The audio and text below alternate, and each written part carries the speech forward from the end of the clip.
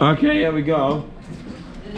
Now, as I was talking, I said when you talk about organisms, which is made up of only one cell, sit down, shower, sit down, 5 seconds. We call these organisms microorganisms. Now let's break it down a little bit. In biology, when I say micro, what do I mean? In biology, when I say micro, yes, Wafik, Small. it means small or tiny. That's correct. When I talk about organism, can you give me another name for organism? Yeah? Living thing. Living thing. Thank you very much. So once you know the meaning of micro, and you also know the meaning of living thing, and you know the meaning of organism, you will be able to tell yourself that microorganism is the what? Small living thing. Small living thing. The microorganisms are so small that we would need a microscope before we can see them. Now, let's give some examples of the microorganisms we have. Abdullah, can you tell me one? Give an example of one particular microorganism, not a cell. Yet all of them are made up of a single cell, like I mentioned to you. They are made up of a single cell. And I want you to give me an example of a microorganism. Bacteria, that's pretty good. Bacteria is a good example of a microorganism. Before we move to the next one, can you tell me some characteristics of bacteria? Can you tell me some characteristics the bacteria cells have? Yes, Ibrahim. Tell me based on what you've read or what you know, what characteristics do bacteria have? They have what? Yeah, cells. Yeah, in the middle of cells. How are you? Just a moment. 299.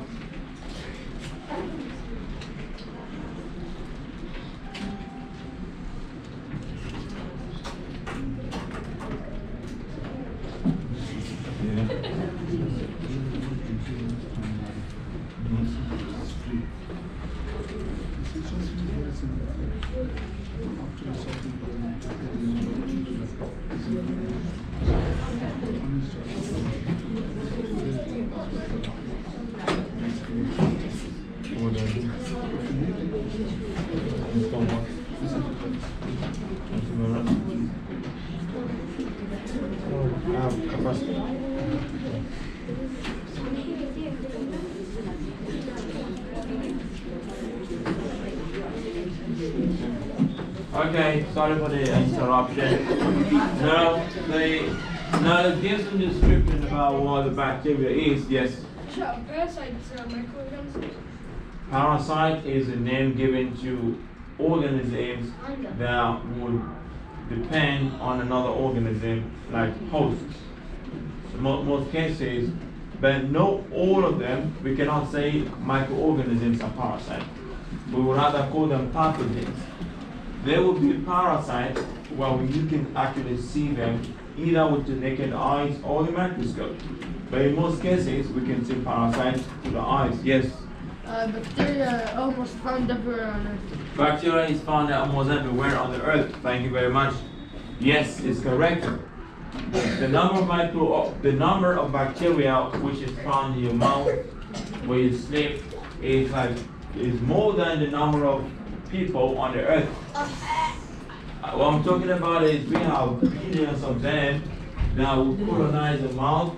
When you sleep in the night, they will incubate, increase the number, and they become a lot. So this is the reason why we tell you to reduce the number of the bacteria by brushing your teeth in the morning before you do anything. Yeah? Some bacteria feed on the living things, on the organs of living things, which cause diseases. Yes, some of the bacteria can actually invade a living cell. They can invade a living cell and cause diseases. A lot of disease today, like let's say for example E. coli or some other bacteria can cause you. They can cause you what? They can cause you food poisoning. They can also cause you several diseases that have to do with you having possibly injuries. Even there's another one called tetanus. So it's called by tetany. And there are several types of diseases which can be actually caused by these bacterial cells. Yes, another type of microorganism is what? Another example, virus. Thank you very much. Now let's talk a little bit about the virus. What can you tell me about the virus cell? Yeah. Huh? Mold? Oh, you mean the viruses are smaller inside than the bacteria? That's correct. Still not properly. The viruses are very small, very tiny. We would need a special type of microscope to view the viral cells.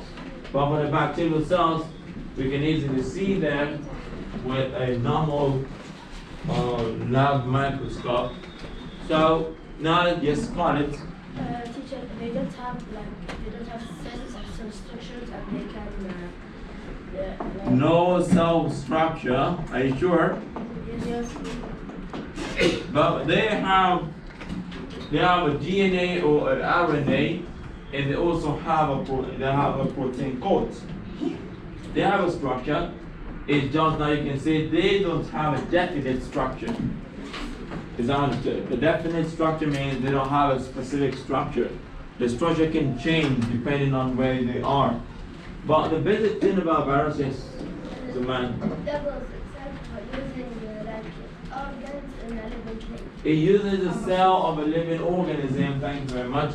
It uses a cell of a living organism which is already invaded for the process of replication.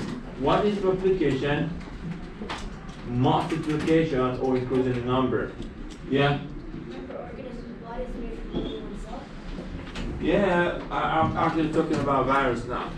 Okay, now before we proceed, now let's read a little bit from the book. Let's read from page 57. Virus read. Now let's focus on page 57, everyone. Open the text for page 57. Sit down properly and hold this off the head. Yes, read. Hold this off the head. Sit down properly too. Microorganisms. Some organisms are not made from tissues. Organs and organ systems, as described in chapter 3. These organisms have a body made from only one cell and are called microorganisms. Most can only be seen by using a microscope, but some grow together in such large numbers that their colonies can be seen by the naked eye. They are divided into 3 large groups or kingdoms. They are the fungi, Monera, and Protozoa. Now, the classification which was given in that textbook is actually a very old one. But if you want to talk about the classes of the microorganisms we have today, we're talking about bacteria, we're talking about virus, we were talking about protozoa